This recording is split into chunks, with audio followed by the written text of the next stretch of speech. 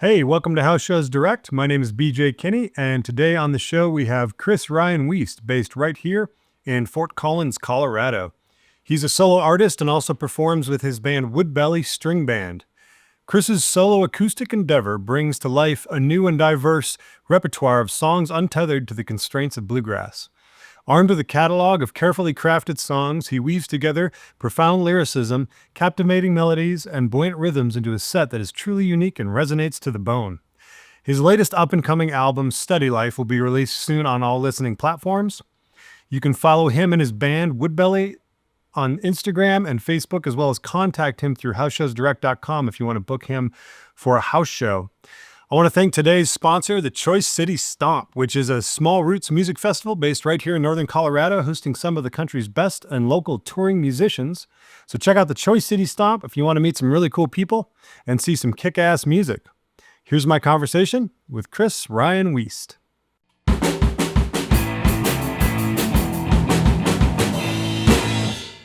All right. Hi. Chris Weist. So, dude, usually you're on the back side of the camera there. Yep. So just so you guys know, Chris is the audio and video engineer and produces this this thing we're doing. And so it's fun to have you on this side of the camera. This is terrifying. I don't like being in front of cameras. I like being on. Well, that's so funny because you've been on stage so much. You know what it's like to be in front of a ton of people. But I close my eyes and I don't look at anybody. You just play. Yeah. If I look out in the audience and I see somebody staring at me, yeah, I can't keep that eye contact. I would just like have to close my eyes and just like all right, go into my bedroom. I'm just in my room playing guitar. Yeah. You know, I was always a shy kid. I do not really like the spotlight. Yeah. I like being on the other side of the camera, and I don't know. It's like a sense of power. Like I can control everything that happens. Yeah. In post and like in creating it. Yeah. But being on this side of it, I also hate the sound of my own voice. I know everybody says that. I do too, man. But I just assume everybody hates the sound of my voice. Yeah. I mean, I do. I'm just kidding. No, I hate the sound of my voice. It's like, what is that? Like you hear yourself talk all the time, and then you hear it back, and you're like, God, that's what that is. Yeah, I think some people do have really annoying voices, for sure, and they're probably the ones that don't think their voice is annoying. Did you ever see that clip? I don't know what it's from, but it's some talk show where they got a bunch of people with really funny laughs together. Okay. And one of them starts cracking up and it cracks the other one up, and they're making these crazy noises. Yeah. One like donkey laughs. Like a dolphin. Like and they all start cracking each other up, and it just erupts into this like crazy amalgamation of crazy great. Laughter. That's great. We got to get some laughers in here. Yeah. You know, see if we can crack some laugh people track. Yeah, we'll have it up. We'll have a sign up here that's like laugh. I'm just gonna cue that in post. The Seinfeld Friends laugh. Well, what's so cool about this is like as we're doing it, see, like you guys watching this right now, Chris edited all this and put it all together. That's why it's so pro. So this is the worst one because I have to go and listen to myself for an hour or more. Yeah. Well, and thankfully we've got Bailey and Tom behind the cameras today, so shout out to those guys, making sure nothing crazy happens. Well, let's jump into talking about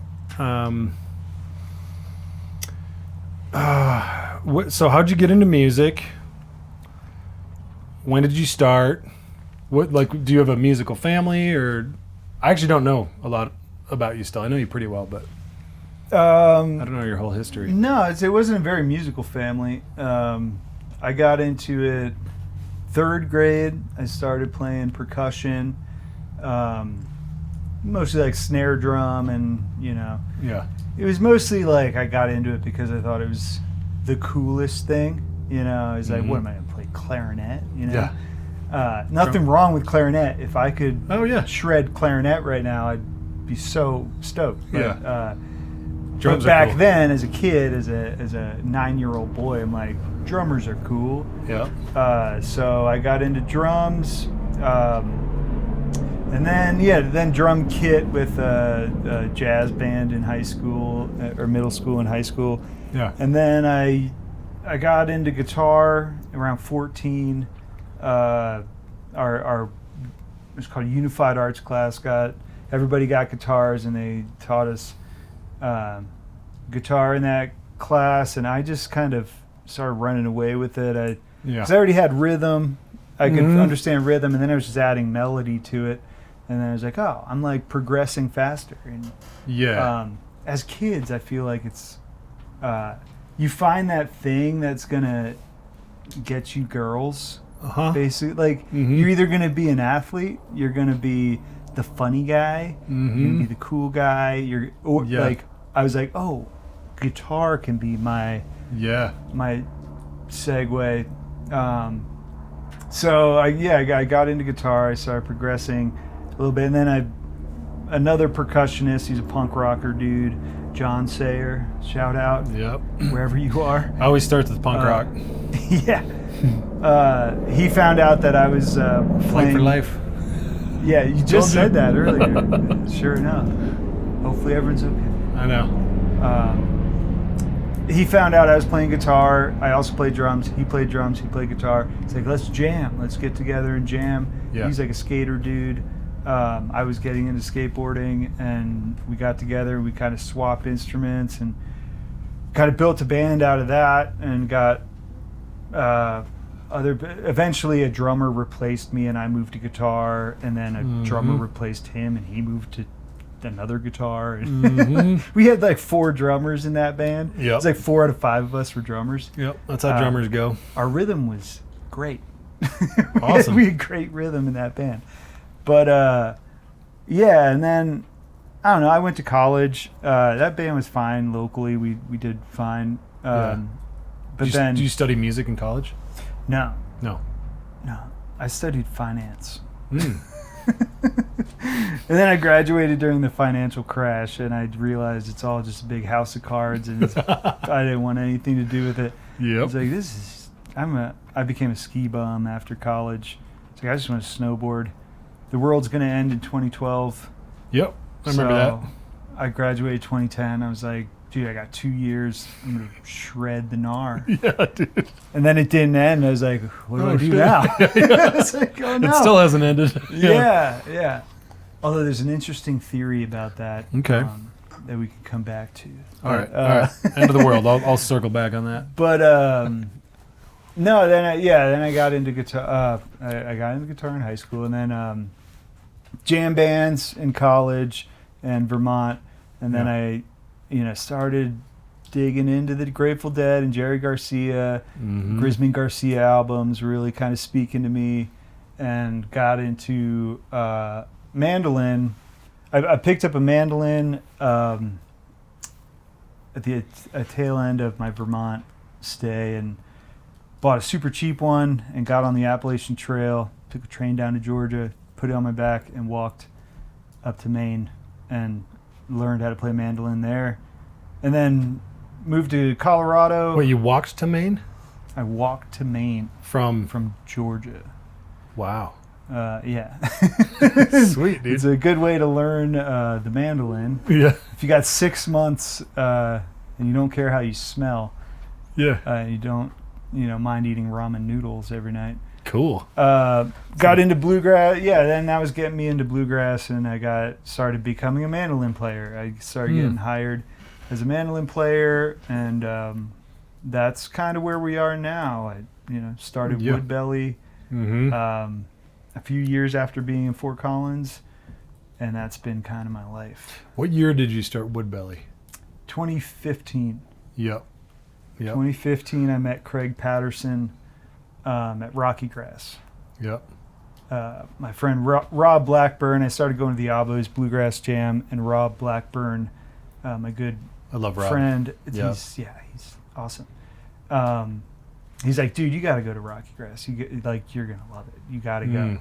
And I'm just like, I don't know. I don't plan anything. Yeah. I'm just like, I don't know. Maybe I'll go. And he's like, he kept bugging me, and then eventually he's like, dude, I got your ticket. You're Yeah. going. And he kind of drugged me to Rocky Grass, and that's where I met Craig, and fell in love with his songs. He was singing them with his girlfriend, now wife, Sheena, and I was like, dude, I want to be a part of this. Whatever you guys are doing, this is so cool. Yeah. And we started Woodbelly from that. That was kind of the embers that grew. Cool. Yeah, I mean, I was around a lot of bluegrassers, but your music stood out to me right away. Woodbelly stood out as different, you know. Yeah. And like the songwriting, and I don't know. And you guys did your first music video right in here, pretty much where you're sitting. Check out YouTube Wings, Woodbelly, and what was the Maggie? You trying to get out, or do you want to come sit with me? What are you doing? You want to go out? Okay, we'll let you out. Go find Mama. I still think you should make her a part. I gotta of it. shave her bald. Be like, okay, tell me more. Tell me more about this finance Quietly. studies you did. Yeah. Tell me more about finance. Yeah. But it was funny when you guys, because my cousin from England, Danny Maroney, who comes and visits a lot, he was staying here, and he was like staying in the camper, and I had a job I was doing, and I got a hold of Rooster, and I'm like, Rooster, Woodbelly's showing up in the morning. I left some screw guns out. They're gonna like start taking out the booze and like disassembling stuff to move it around What's Woodbelly? for the music video, and like this is Danny Maroney's favorite place to like sit and drink. This is like a sacred place to him, you know. It's like his church. Yeah. And he was like freaking out. He's like, he's like, and I get home eventually, and he's like, there's some musicians, some dudes out there, and they're tearing the bar into pieces. And you guys are just like moving, you know, furniture basically, but to him it was like a full remodel. Yeah. And then you put it all back when you're done. Hopefully we did. Yeah. Yeah, that was we did. I think we did our first photo shoot here. And this barn, this property's been a big like part of our lineage. It's, you know. Yeah. This was one of your album covers too. It was right here, wasn't it? Yeah, I forgot. I took a photo of this this corner. Yeah, November. Yeah, November, that album. Album. We were looking for wood stoves, and I shot a few of them, and they were just like, they weren't the right vibe. And then we shot this, and I was like, that's So that picture's in that album cover, and that's my grandma's. I think it's the North Shore Lake Superior, but I don't know. It's been in my family forever. Right on. I love it. Mm-hmm. Yeah, it's seen its better days, but I've hung on to it. It's like the one family heirloom I've got. Yeah, hell yeah. But yeah, that was so like. Again, Danny was talking about, because he sat in here and watched you guys do the video. Yeah. And he was like, the song was perfect. And then the banjo player is like, no, there was like one little harmony off. Aaron, you know. And Aaron's just, he's like a meticulous dude. You know, he's brilliant. Yeah. But he's like, I thought it was perfect. And then they redid the song. And I thought that one was perfect. And then they redid the song. He's like, and I thought that one was perfect. You know? Yeah, that's the thing with musicians is like, you know the song, you know how it's going to go and how it's supposed to go and how it can sound best. And then if you present anything less than that to people, to their ears might sound amazing. Yeah. And to you, you're like, I know we can do better. Yeah. So that's just, I think that's every musician battles that. Like, when is good enough? Yeah. Especially in a studio situation, you're like, you have to be like, you want perfection in the studio, but it's like, dude, when you start getting diminishing returns after the 7th, 8th, 9th take, you're like, we're starting to get sloppy, boys. Yeah. I imagine there's a point where you start to almost like, you don't care as much, maybe, where it like drops off, where you're like, all right, I'm just getting worn out. Yeah, you're like, I hate this song. Yeah. I fucking hate this song. Yeah. Brent Coles, who's living in the bus, he was talking about the other day. I'm like, what's like the worst part? I'm like, do you listen to your own music ever, or do you like? He's like, oh, I can't stand my songs, not from playing them a lot, but from studio time. Yeah. Just like you go over and over and over and over and again. then the post like mixing, listening to it again and again, refining the mix, and then the master. You just listen to this thing so many times that you're like, I hate this. I don't. And I have a visceral reaction, especially with one song. Like if it comes up on a playlist, I'm like, nope, like skip it. I hear it come up in like playlists when I'm hanging out places of like, you have to skip this. I cannot be here right now and hear this song. You have to move it.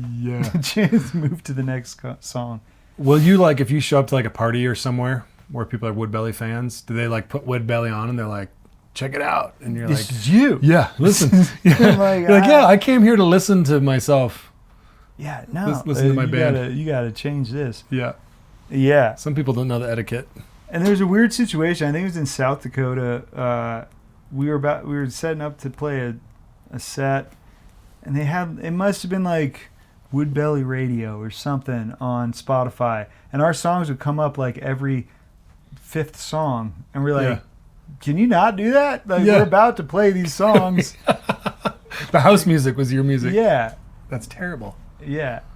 Yeah. I would literally, like, sometimes I would hear Colorado Hipster Beard come up, and I would just have to leave the sound check. I'm like, just throw your mandolin down. I'm out. Yeah. And come back when it comes back to Trout Steak Revival. Yep. Yeah. They got good songs. Yeah. Well, you guys are hosting the what are you calling it? Tavern Jams? That's right. Up at the Horsetooth Tavern. Yeah. What's that? Once a month?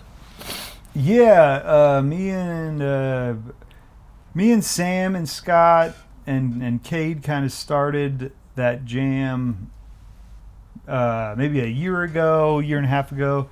And it was a weekly thing for a while. Yeah. And it's a lot to commit to kind of get people up there. And I think we just made the proposal to, like, let's just do a once a month thing, and we'll play a set to open it up, single mic status.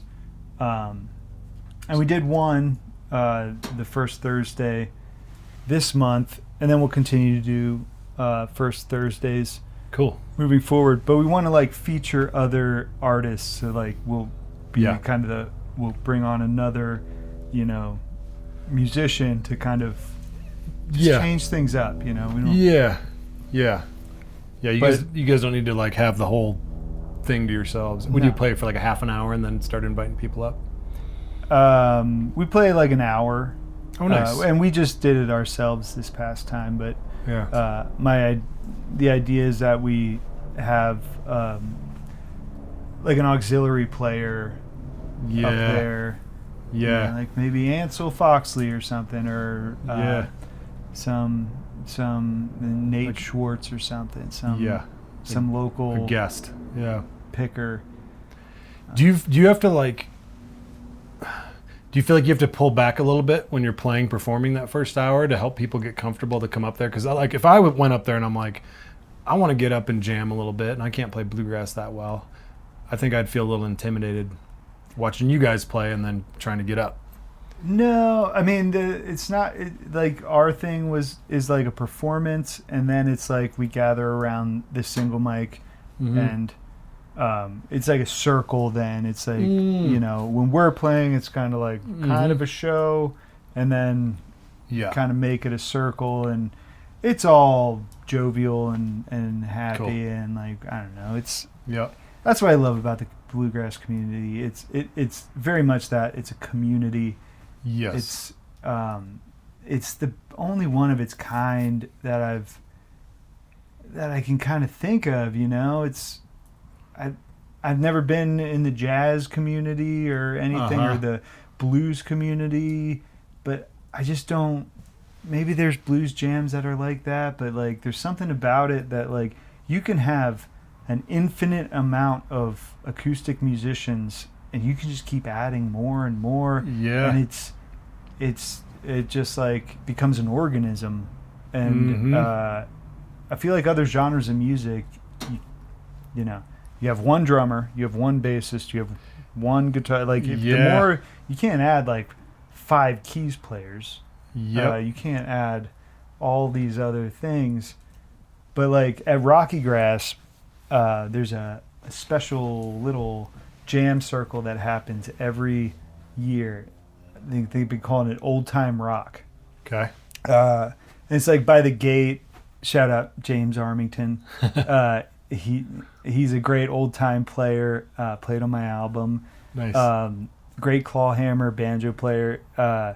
But he posts up on this rock at the gate, and it's just old time music, old time like fiddle tunes, and the best way I can describe it, it's an organism. Like no one person is soloing. Everybody's playing the melody and it's pumping and it's got this like heartbeat to it. Yep. It's really beautiful. I always find myself just, it's like, well, no jam is as good as old time rock. Like just keep going back to old time rock. That's the thing about old time too. You almost get in like a trance and then it's it like very builds trancy. And then it calms down and it builds and And if you don't know the tune beforehand, it's like oh, you don't know Toss the Rabbit's Foot? So I was like, no, but like after the 5th pass, you're like, I think I got it. Like, and you keep getting better, and so is everybody else. And so everybody else is like locking in tighter and tighter until by the end, you're just like nailing it. All the rhythms tightened up after the 12th pass or whatever. The only old time song I know is Sugar in My Coffee, which is like an old clawhammer banjo one. And I've brought that into some old time jams. And people are like, damn, that's pretty good. What else you got? I'm like, that's it. I'll follow you. Dude, the old time community, I wish I knew more. Like I really love old time music, but I'm not that well versed on all the and talking to James, he's a really great ambassador of this music. He like talks about the regionality of it. Like there's Midwest songs and there's southern songs. There's like all these different regions, kind of like Ireland would have with Irish music. There's just like little counties, and different counties had different ways to play different songs and songs in their repertoire.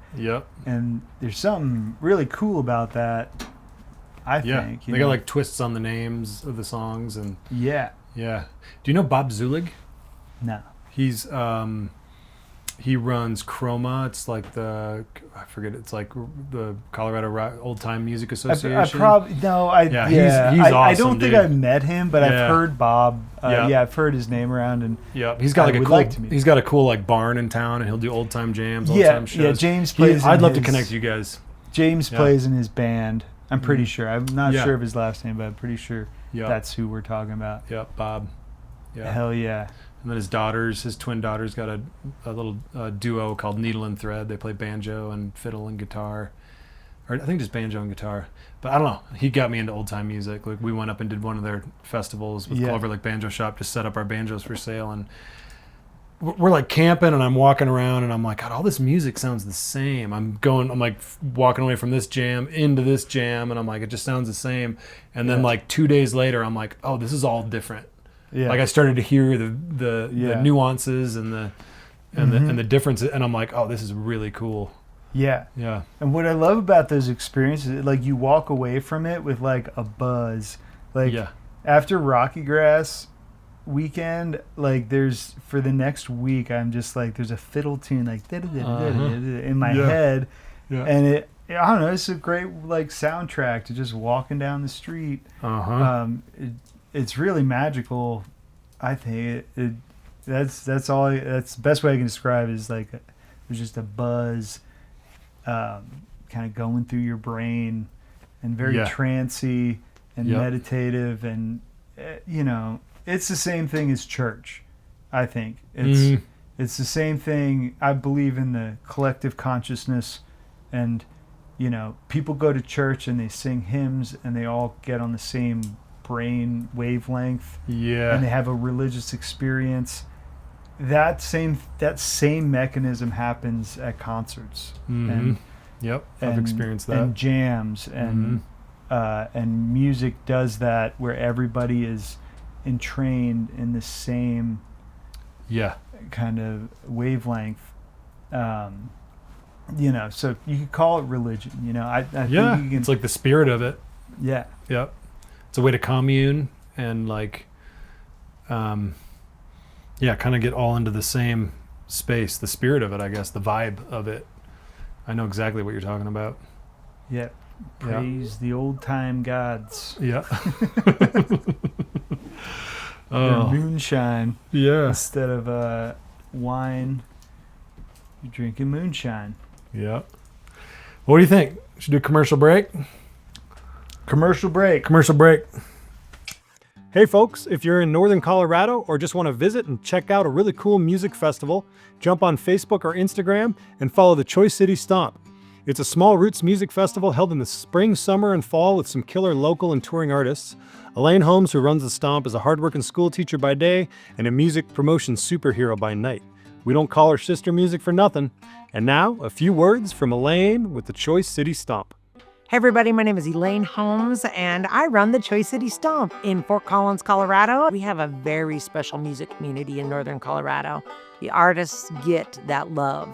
They get that vibe. We have a bunch of local artists that we love to get in front of people, but we have a lot of touring acts as well. One of our favorites is the Hoot and Hollers from Columbia, Missouri, Possessed by Paul James from Texas, Willie T. Taylor, California. But man, we are so blessed to be surrounded by musicians that are world class, but maybe not everybody knows who they are. Usually held at the swing station. It's a small venue, so you're welcome in. It's a nice little honky tonk. Lots of room for dancing. Lots of spirits to be served. But it's mostly just us having a good time, gathering together, dancing with our friends, meeting new people. It's an exciting environment, and it's family meet family. That's what it feels like. We've got a scene going here, and it's a real cool scene. You should join us and find out about these unique and wonderful individuals. There's a few grass holes out there. Grass holes, oh yeah, there's grass holes. I've tried to join some bluegrass jams, and I'm always jumping in with a jam buster, and they're like, "Jam buster, you can't play that." And I'm like, "Let's just try it." And they're like, "Nope." Yeah, like, you're a grass hole. They didn't like my NoFX cover. Yeah, exactly. You don't know Linoleum by NoFX? Yeah, the grass holes. No, that's fine. I mean, there's a place for them. I have an interesting relationship because I feel like Woodbelly was never fully embraced by the traditional bluegrass fans. Mm-hmm. They want you to do things like Bill Monroe and Earl Scruggs, and we were writing. I don't write bluegrass songs. I like a indie rock. I like Tom rock, Petty, folk. and I like Bob Dylan, and I like these other kind of weird chord progressions. But I got in a band that was filled out with acoustic musicians in a bluegrass kind of setting. And so that's why you guys are different.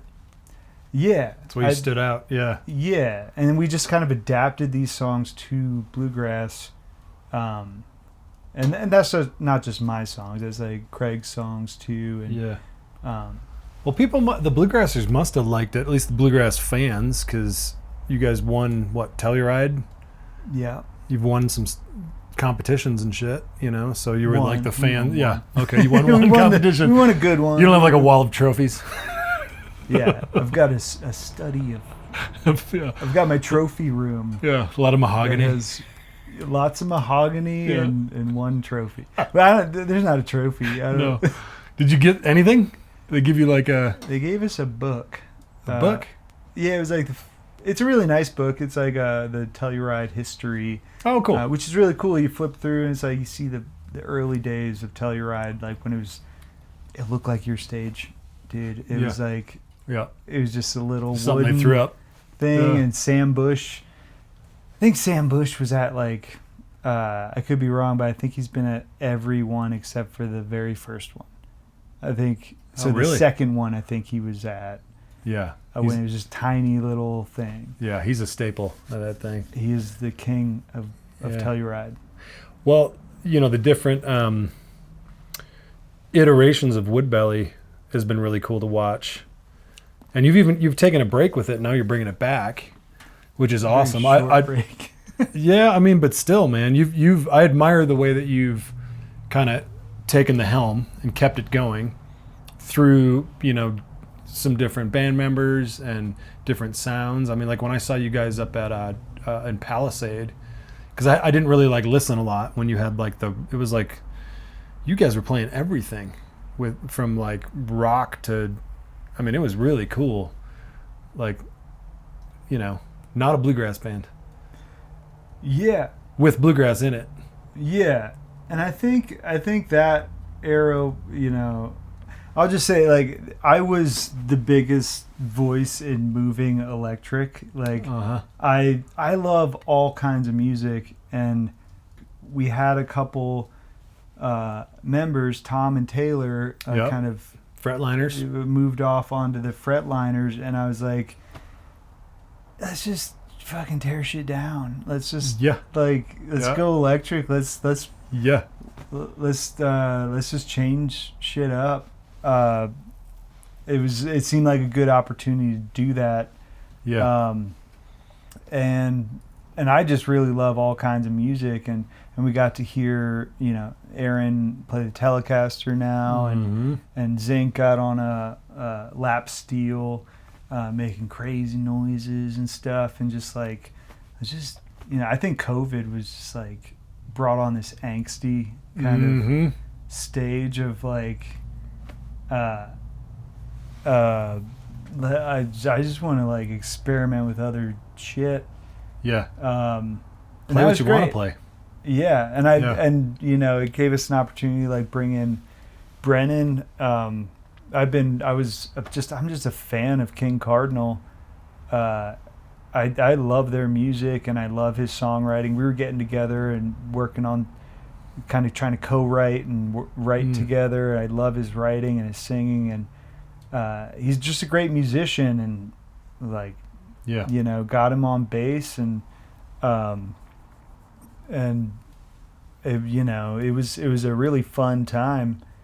But then when that thing just like, everyone got so busy, people had other bands and like, and life and family commitments, and it's just really hard to, there's people in Denver. Aaron had some kids, right? Did he have a kid? He had one, and now he's having another soon. Is he still making those McClawstone amps? Yeah, McClawstone, shout out. Those are killer amps if you want to plug in, really anything into it. But like, I remember plugging my open back banjo into it, and like, I've never heard it sound so good coming through. Yeah, and so that thing was just kind of like fizzling out. We just weren't able to give it much attention, and in my opinion, it's like, if you're gonna do something, what's like, why half-ass it? Why just like have one foot in this thing, and then we're not like practicing much, and we're not, our heart's not in it. Like, we're just going through the motions, and it was like, we should just let this kind of dissolve. And during that period, I started listening to the old Woodbelly albums. It's like, man, I really love these songs. Like, I just kind of fell in love with these songs again, especially like the Craig songs. Really, really love Craig's songwriting, and I was like, man, are these just gonna die? Like, who's and also like my repertoire of like, what am I gonna do? Like, I've dumped all my songs into this band, and I could play them with another band, but then what is that band? It's kind of Woodbelly, but it's kind of so I talked to some of these guys I've been picking with in Fort Collins. Great amazing musicians. Sam Patterson, Corey Clark, Scott Quietek. Killers. Yeah. And I was like, what do you guys think about like playing some of these songs? And like, fuck yeah. And Sam's a killer singer. He's great. He was singing some yacht rock last night. Yacht rock? What's that? What's that? So good. He is such a good singer. Yacht rock? Yeah. What is yacht rock? Yeah. Oh, it's like Michael McDonald. It's just like yacht rock. Okay. Yacht rock. Yeah. All right. Yeah. But he's got such a good voice, and a great bluegrass picker. All of them. Yeah. And so we put some time into some of these songs, and it sounds like the old band. It's a new band, but I don't know. It makes sense to just call it. I mean, we're calling it Woodbelly String Band. Yep. To kind of differentiate, because it's not the same without Aaron and Zink. Mm-hmm. Like, you've been in it from the beginning. Yep.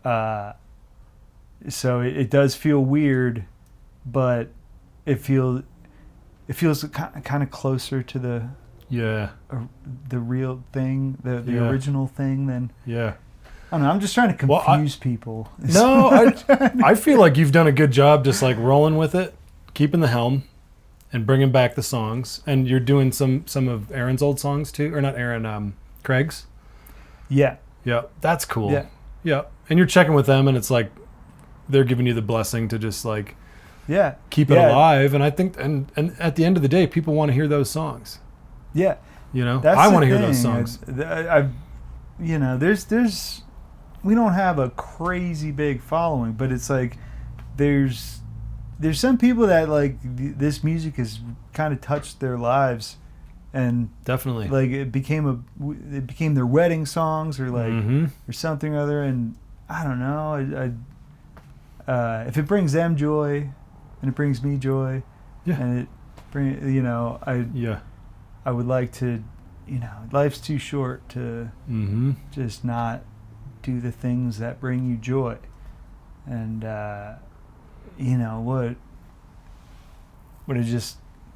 let me just write a whole new catalog of songs, which I maybe should do, but like I just really love these songs, and I don't want to stop playing. And people know them. Solid Ground and Can't Get Behind, and some of these songs that just kind of got retired. It just brings me happiness. That's great, man. That's what music's supposed to do. And if you want to bring some joy and happiness into your home, you can jump on House Shows Direct and get a hold of Woodbelly and book them to play at your house. It's only $5,000. Just kidding. But if you got $5,000. Yeah. House Shows Direct is a great business model, man. Thank you. As you were talking about it, I was like, dude, this is exactly what I am looking for as a musician, as an artist, like trying to book a tour. I'm like, house shows are the way to go. Like it's usually kind of built-in crowds. It's just like a community, and you get to connect with the people on a level that you really don't if you're playing at a big venue where you have a green room and you're separated and there's a gate between the stage and the people and the bright lights and but a house show is like, there may be a potluck and you're like sitting down and eating with these people, learning about their lives, and and then they become friends, and it's just a beautiful thing. I'm all for it, and I'm so glad that you're making like a little database, like a little place where we can just like find. Yeah, man, I'm working on it. Connect these things. Yeah, it's a platform, I guess, a hub, a resource, because it's already happening underground. I mean, house shows have been happening since we were in caves, knocking sticks and rocks. It's like what was the first house show? It's already been happening. And there's so many cool people doing it with their own little scenes and stuff. And just, I'm trying to kind of connect it as much as I can. And other people there's other, like Side Door is one. There's a few other cool ones that I've looked at. But anything I can add to it, contribute, and be like an artist advocate. Yeah. You know what I mean? I think we need more advocates for artists, because there's like the music industry model that's sort of still modeled like from, I don't know, freaking 70 years ago. Even some of the contracts look like they're from the 80s. Right. And, really like artists need more places to play, share their music. There's so many people that want to listen, but not everybody wants to go every night to like the local music venue, and it's just neighbors and older people and little kids and, Right. I don't know. I think music really brings community together, and it's just a good way to do it, So Yeah. I'm really trying to fuel that, And in this community, you're a great connector. Oh, thank you. Like, I know I've listened to all these podcasts, and Matt Skinner, mentioned how he comes here and he's like, I'll know everybody here, and it's like he doesn't know anybody, but they all know you, and you're like connecting these things, and going on tour with Woodbelly, I've seen people like you around the country, Mm-hmm. and I always think of it like we need to find the BJ Kinney of this this region flattered, man. or Thank you. something. Like you're kind of this archetype of person that is very sought after. Like, find this person that's the Yeah. connecting, Yep. the glue. Yeah, I mean, I love it because I just love music. I'm a fan. It saved my life, and in so many ways, and I love the artists too. Like doing this, I've sat and had conversations by this wood stove without cameras rolling or anything, and Thank God. thought about just installing a few, just hitting record. Watching the news. Get their permission later. But I'm like, that was kind of how this came to be. I'm like, I want to just record this and sit and talk to some of my favorite musicians and people, and even get to know them better, even if I already know them a bit. You know what I mean? And help the fans get to know them. And because if you think about like artists' songs and their stories and everything they're sharing in the music, there's a reason it's so good, because they have a story. They've got something in them that they want to connect with people on, and I think that's that's the beauty of it, really. Absolutely. Yeah. What was your first car? It was my first car. We called it the Luther Mobile. Luther. It was an Oldsmobile. This big old white Oldsmobile. It came from a guy. It's like a boat. Like a big old car? Came from a guy who died. Okay. Named Luther. I never met him. My dad ran a farmer's market in Leesport, Pennsylvania. It was this big market grounds, and there was like an apartment attached to it. And This guy had no family, and he passed away in the apartment, but he had this car, and like nobody else would inherit it, or it would go to anybody. What was it, an 89, 90 Oldsmobile Cutlass. Yeah, dude. Those were the best cars. It, like super comfortable seats, right? Yeah, and like the lining and the top was like would not say you have to use tacks to keep them up. We all had to go through that vehicle when we learned to drive. I was one of 4 kids, and so we had to go through that. And then I like graduated to an Acura Integra, like a 1990 Acura Integra. It was an old family vehicle. Yeah. That thing was sweet.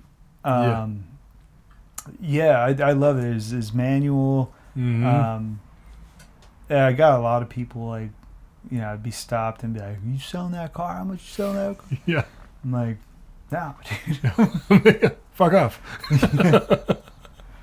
Tom, will you grab me a beer? Thank you. I'll just do a Coors Light. That's our sponsor. No, it's not. But it Someday. could be. It could be. Hey, Coors Light, people. Coors. You're Taylor just down the Shuck road in had a Golden. really great Coors theme song that we're trying to work up the pitch to them. I'm not gonna try to play. I won't do it justice. But he has a really good song. Oh, we might be out. Really?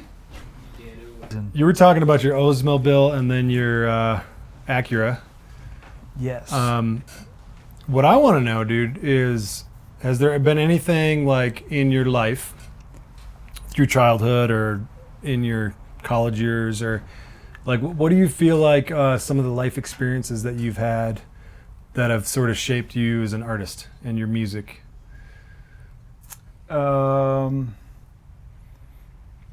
Certainly playing with my high school band. Mm-hmm. And kind of taking music outside of that was the beginning, like taking music out of the orchestra and the band into a garage with my friends. Yeah. That was like, oh, like this could be what music is, not like playing some bullshit I don't want to play. And it's fun and it becomes a social thing. Yeah. That was kind of the beginning of it. And then I don't know, I just got really like hooked on kind of the 60s psychedelic rock in college. I think the Appalachian Trail was the big one. Oh yeah. Your pilgrimage. Yeah, because you have nothing to. Like that was kind of a pivot point where I kind of realized I could write songs. I wrote a lot of really, really bad songs that I hope never see the light of day. Before that, and then I just had, I journaled and I had nothing to listen to but birds chirping all day, every day, and just run through lyrics in my head or songs. And some songs I wrote on the trail that the Angel, we recorded that here. Oh, cool. Another song we recorded here, that was written on the Appalachian Trail as it was a very slow song. I remember like sitting by a river and the idea is we call them trail angels, people that just help hikers out of the kindness of their heart. And you don't know how much that it's very similar to a music artist and people like you, you are a trail angel of the artist world, but it's like you don't know how much it means. It could be something as simple as like a soda like on the trail or like a cheeseburger or like there's a whole spectrum of like I've had people bring me into their house and like take me out for a burger and a beer and like I'm like, dude, this means so much right now. You have no idea how great this is. And there's a whole culture of people just being trail angels and helping people out. And the line, I might need an angel to lift me off my knees. It kind of repeats that line. It repeats that line over and over again. It's just talking. It's just a homage to trail angels of all walks of life, but specifically on the trail. Cool. At that time. Oh wow. And so that was like a pivot point on the Appalachian Trail where I kind of got more disciplined, I guess, in songwriting and definitely learning to play the mandolin. That's kind of a big part of my life now. When you get to know yourself good too, when you're away from all the hustle bustle noise of society, right? Yeah, it's wild how much your brain changes and how just like moving at fast speeds like is weird. Like you're walking at 2 miles an hour, 2 to 3 miles an hour for 6 months, and then you're in a car that's going 80 miles an hour. You're like, Yeah. what the? Yeah. You might as well be in the Millennium Falcon. Just like yeah. You're looking out the stars windows. whizzing by, Yeah. you know? Yeah. It's, I would drive like 10 miles under the speed limit for like a month after Yeah. doing the trail, because I'm like, I can't. It's like, holy smokes. Yeah. You know, it's weird. Yeah. That's how I feel getting out of like, I do the deprivation tanks. Oh, do at you? Where do you do that? Samana Float Center here in Fort Samana Collins. Shout out to Float Samana. They've hooked up some artists. If you want to, I'll talk to Paul, and he'll get you he'll get you a coupon for it if you want to go in and try it, dude. It's awesome. It's 90 minutes, and you're floating in salt water, laying on your back in like a saltwater bath, and the temperature of the water and the temperature of the air is all adjusted to like your body temperature too, so you can't really feel like the water line so much, and then so you're just floating, and then there's a button you can push to turn the lights out. And then there's another button you can push to have like soft, like meditation music, or you can turn that off. And so what I'll do is I'll go in, settle in for 10 minutes.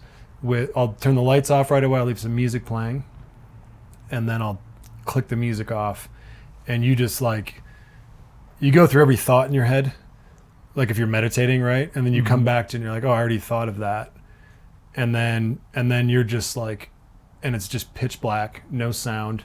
Yeah. No gravity, and by the time when you get when like at their place, it wakes you up. The lights, when your time is out, the lights like slowly come on, and it's like really soft piano music. They don't just flash lights and play Mambo number 5. Get the fuck out of here! 1, 2, 3, 4, 5. Yeah. But no, it's like soft piano music, and it's the Pixies. Where's my mind? Where is my like on soft piano, nice. and it just slowly fades in, and you're like, whoa, you know. And then but then when you get up, like, and this is what I'm connecting with going from the trail to fast in a car. Like when you get up and like, you feel gravity, like everything's heavy, and then you go outside and like everything's bright and loud, and just from being in there for 90 minutes. You know? Yeah.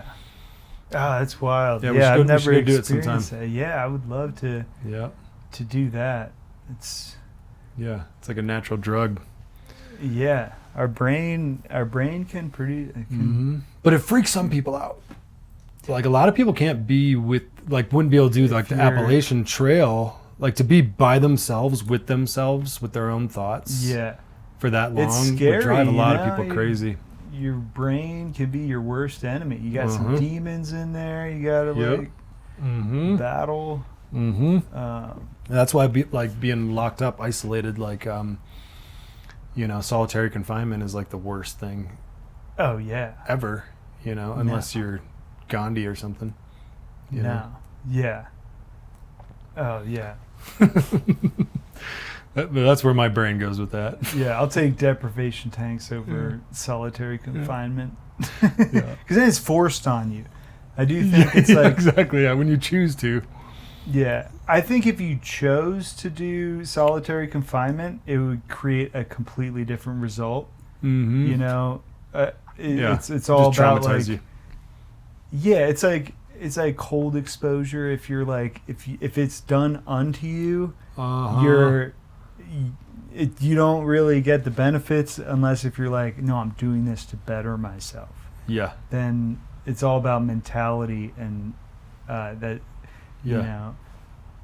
your brain is such a powerful tool. I was thinking about like placebos the other day. And it's like, how crazy are placebos? Like, if you give somebody a sugar pill and you tell them it's going to do something, and then it does the thing, like what? Like that should be proof in itself that we don't need all these pharmaceuticals. Yeah, and like our minds are pretty powerful, dude. We need to like engage. We need to like push in this direction with science, and study the brain and its capacity to heal yourself, rather than throw XYZ. By Pfizer at you, Yep. Yeah, I think we don't realize how powerful our minds are. I heard this. I think what was his name? Stan Friedman. He was like some out there scientist dude, but he was talking about how, like, if you think in your mind, like, you can imagine down to the smallest thing, down to like an atom, down to like a subatomic particle, and you can like grasp smaller and smaller and smaller down to like the smallest possible thing. And then if you imagine like out into the universe, into the cosmos, you can imagine like it going infinitely out, you know, so infinitely in and infinitely out. And he's like, I'm convinced that our minds are as big as the universe itself. Yeah. And we just limit ourselves, Yeah. you know, by the boxes we put ourselves in and things we get stuck in. And, you know, there's a lot of brainwashing too. Yeah. There's a little bit of that Yeah. these days. Yeah. A little bit of that. Cool, man. Well, so you're also doing solo stuff. You still doing solo stuff? You're just going to focus on Woodbelly or what? Yeah. I should mention that when this comes out, I think I'll be in my Kickstarter campaign, and I'm going to guess I'm 3% funded. So I All need right. your help. Yeah. Yep. If the Kickstarter's going, jump on there. Yeah. What's the It's on Kickstarter. What's it called? It's on Kickstarter. It's Chris Ryan Weist's debut album. It's called Steady Life. It's when Woodbelly was kind of on their last, on the electric unit was kind of on their last hurrah there. I was gearing up to record this bunch of these songs that I just had kind of stashed away that I really loved, and I was just like, I need an outlet for these songs. Decided to just jump in the studio, get a band around me. Yeah. I got, the Woodbelly string band guys, are the core band, plus Dan Andry, formerly of Fretliners, shredder fiddle player. now of Clay Street Unit. Yep. Great fit. That dude rules. Yep. Dan's great. So he's on fiddle, and then James Armington plays some banjo on a couple tracks. We got it kind of spans a lot of different soundscapes. There's pedal steel in it on a few songs, it's 10 songs, and the Kickstarter is basically funding that whole thing. Yeah. Trying not to cut any corners. Yeah. When you make an album, you're like, yeah. well, I don't want to just And it's not cheap. save, I don't want to just put in $2,000 and get just like the Timo version of this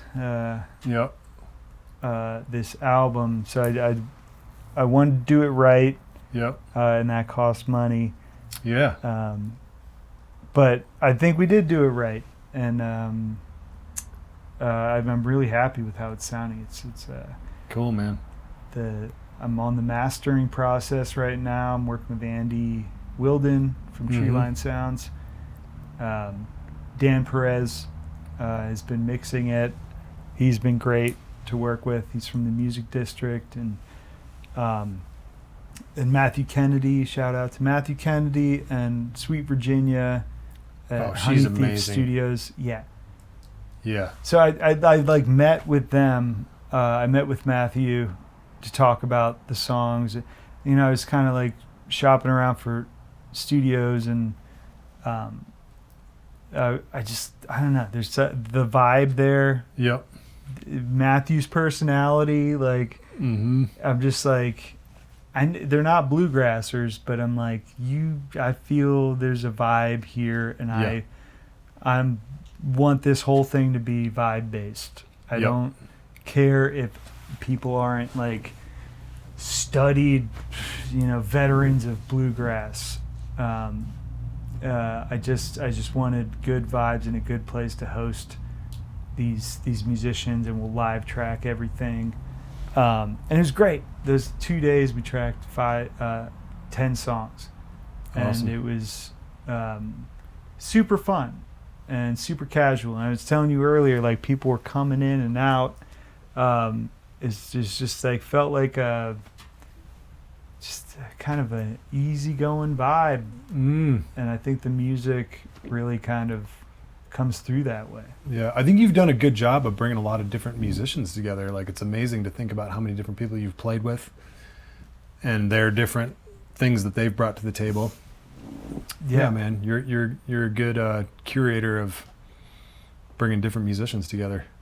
Yeah, that band, that was really my all-star like dream team. Like I couldn't have asked for a better band. Like every person that my first pick said yes to like doing so this cool. thing. So Wow. like, you know, these are the people. And there's a song on there, Gray Rock, that it's an old-timey kind of song. And I've been talking to James for a while. I was like, dude, I need you to play Clawhammer on this. And thank God he was down to come up, and he did that in another song. Nice. But his contribution to Gray Rock was like so important. Cool, Sounds, man. Sounds so good. Well, I'm excited to hear the album. Yeah, me too. Yeah. we're soon there. So head on over to Kickstarter and Awesome. So people can support you by pitching into that, checking out your new Woodbelly string band, and then you'll hire yourself out for solo gigs too, right? Yeah. If people get a hold of you. I'm cheap. Yeah. I'll play your bar mitzvah. Oh yeah. You're big on bar mitzvahs. Yeah. I've never done a bar mitzvah actually. That'd be kind of fun. It probably would be. You ever fun. play a funeral? No. No.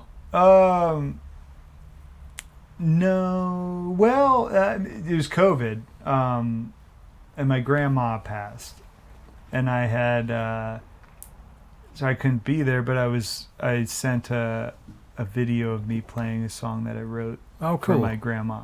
Oh, awesome. So kind of, but no. What was that song called? All in a Day. Hmm. Yeah, it's a super sad song. I mean, it's a sweet song, but yeah, she went right before COVID. Hmm. So yeah, Cool, man. shout out to Fern. Fern. Well, speaking of playing solo, you want to do a song for us? Let's do a song. All right. Sweet, dude. Cheers. Well,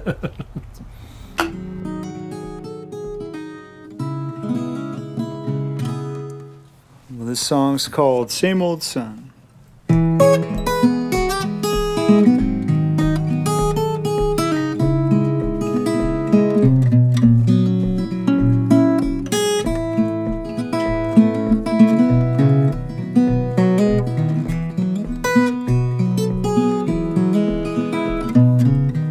These old-time memories kept us in a cage.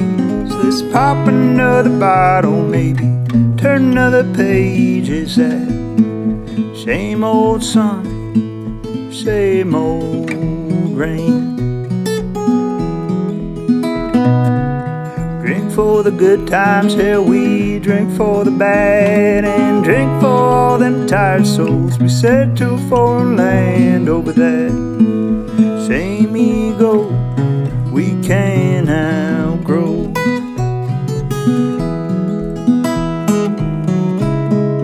Taking it easy down that crooked road we roll, and I'm feeding the illusion. You see diamonds where I see coal. Worked as a bar hand, couldn't make a dime. Well, roll me up a cigarette, 'cause it's closing time. It's a lonesome road out of Chicago.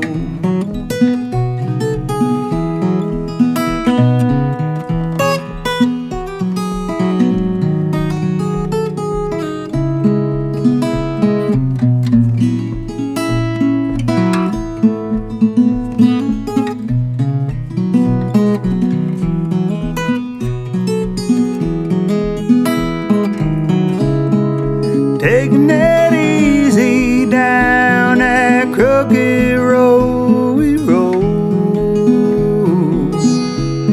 and I'm feeding the illusion. You see diamonds where I see coal. Home for the holidays, smell that pumpkin pie. Put a cherry in my whiskey, make me come alive under that mistletoe that hangs so low.